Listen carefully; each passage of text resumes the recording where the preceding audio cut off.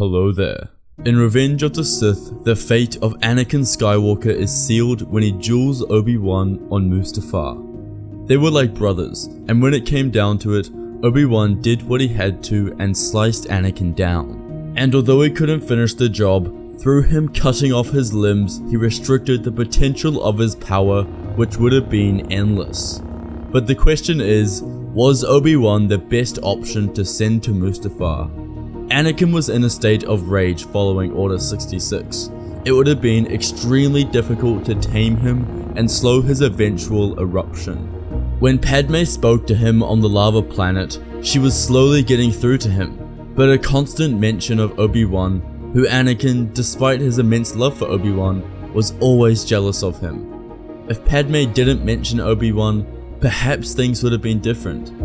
Instead of Obi-Wan going to Mustafar, what if Ahsoka took his place and spoke to her master? How would this change the outcome of the galaxy that we know today? During Order 66, Ahsoka cut down her fellow comrades who had turned against her.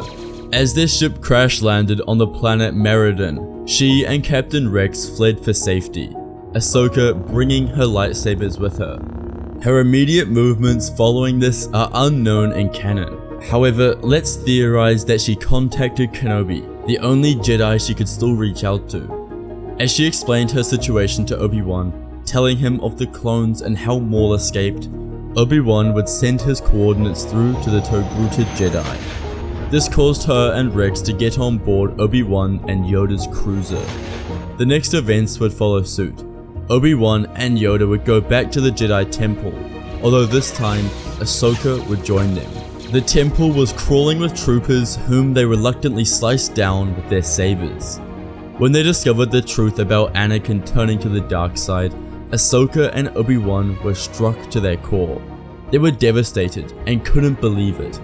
Out of all the people who could have done this, he was their final guess. Ahsoka was persistent on being the one to go and face him. She believed that if she could speak to him, then perhaps she could instill reasoning into his corrupted mind. Obi-Wan protested this, but in the end, Yoda agreed with little Ahsoka. This was a big decision for Yoda to make, but if Anakin saw Obi-Wan, his rage would only grow, and who knows what would happen then. If Ahsoka was sent, perhaps the conclusion of this conflict could be safer. Perhaps Anakin would actually talk to Ahsoka, and then she could discover the truth. And so it's decided that Ahsoka would find Anakin. Obi-Wan was instructed to remain on Coruscant and assist any Jedi who may return so that they do not fall into the illustrious trap of the Sith. Ahsoka would find Anakin with ease, speaking to Padme and then boarding her ship to Mustafar. Padme was close to Ahsoka, so when she explained that Anakin had fallen to the dark side and she needed to find him, she cooperated. She knew that Ahsoka would never kill Anakin, something Obi-Wan was prepared to do. They both traveled to Mustafar together. Padme would speak to Anakin first, but when it was clear that all his mind was thinking about is power and strength, Ahsoka revealed herself. Much like Kenobi, she stepped onto the ramp of the ship in a power pose. Anakin was in shock to see her. It wasn't rage that consumed him like it was with Obi-Wan, but more a sense of shame and guilt. Ahsoka, you shouldn't have come. This isn't a place for you. His voice was low and timid. Any hate that filled his thoughts evaporated. Padme and Ahsoka, the two most important women in his life. If there was anyone who could save Anakin from himself, it was them. She marched down the ramp to meet Anakin. If there was ever going to be a chance to speak with him, when he would listen, now is that time. Ahsoka didn't cause Anakin to enter a state of rage like Kenobi did. His lust for Padme wasn't threatened when Ahsoka revealed herself, which meant he could remain calm. At the end of the day, all he had done was for Padme.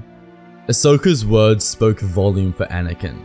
Ahsoka was smart. She knew the things to say in order to break the seal in Anakin's mind. As the three continued to speak to each other, Ahsoka stepped closer to Anakin. Her movements were slow to not arouse suspicion. The closer she moved, the more Anakin spoke to them. Ahsoka explained the mistakes he was making and the seductive man Palpatine was. She spoke reasoning, taking his thoughts right back to the beginning when Palpatine would plant seeds of deception in Anakin's mind. Anakin began to realize the mistakes he had made. What she was saying made sense, but he had already done so much wrong. Before he had even realized it, Anakin had turned back to the light. His Sith eyes dissipated, leaving his calm brown eyes in place. Anakin loves Padme and would do anything for her, but it was Ahsoka whom he was closest to. Ahsoka joining Padme and coming to Mustafar was the push that Anakin needed to come back to the light. When they both explained what he had done wrong, he was able to see it. They leave Mustafar and send a call to Yoda and Obi-Wan. Yoda had just lost his duel to Palpatine, so he and Obi-Wan were ready to meet up with them. On their way back, Anakin continuously apologizes for his actions. He was dreading seeing Obi-Wan again. He knew how disappointed his master would be in him. But as Anakin continued to speak, Padme fell to the floor in agonizing pain. This was it. She was going into labor and giving birth. They all met on the medical bay on Polis Massa, where Padme would give birth to Luke and Leia. Yoda and Obi-Wan had a stern conversation with Anakin. Or at least, Yoda attempted to, but Obi-Wan just kept breaking down in sadness. Padme survives the pregnancy, which didn't seem to surprise Anakin. He had already gathered that it was Palpatine who implanted the dreams into Anakin's mind, or at least had a strong hunch. Nevertheless, this confirmed Anakin's position in the light. They knew what they had to do. If they were unable to stop Palpatine as he grew his empire, then perhaps they never would be. Billions more would lose their lives and it would all be their fault. The four left. Yoda was adamant on returning to Palpatine after losing only days earlier, but he knew it had to be done. Just like Yoda did before, they march into the Emperor's office to catch him off balance.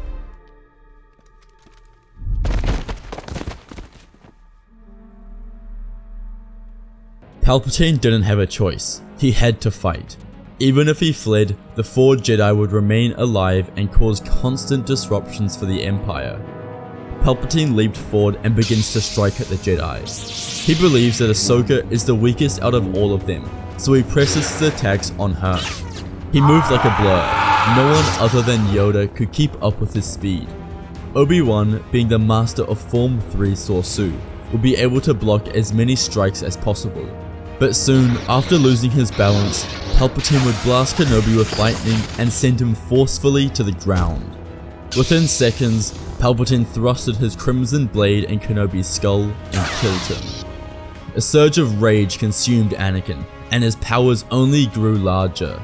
He was tapping into the dark side. This caused him to deliver more aggressive swings in hopes of ending the Emperor's life. He remembered Order 66 and what he had committed.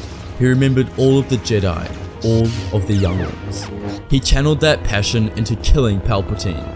But Palpatine was a master of all 7 forms of lightsaber combat and countered his attacks.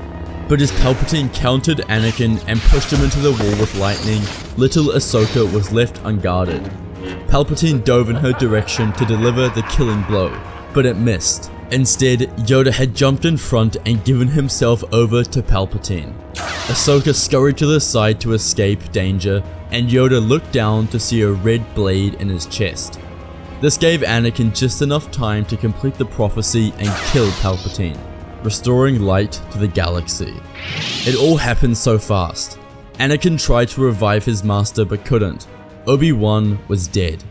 Ahsoka and Anakin left the scene of the crime. When Palpatine's body was discovered, the Empire was disbanded.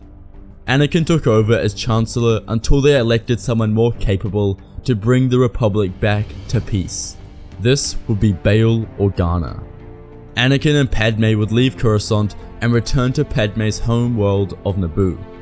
Anakin had the option to rebuild the Jedi Order, but decided against it. After all that had happened, he thought it best to let the Force warriors die with Yoda and Palpatine.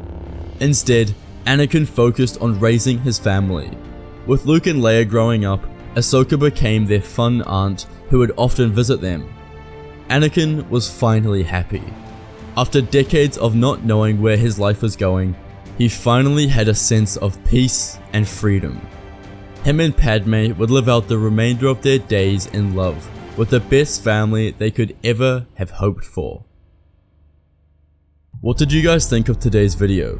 Do you agree with how the story played out? The big decision in this video is, would Ahsoka duel Anakin on Mustafar, or would something else happen? And I don't think they would fight, or at least not in this environment. If she encountered him whilst he was ravaging the Jedi Temple, then maybe she would then.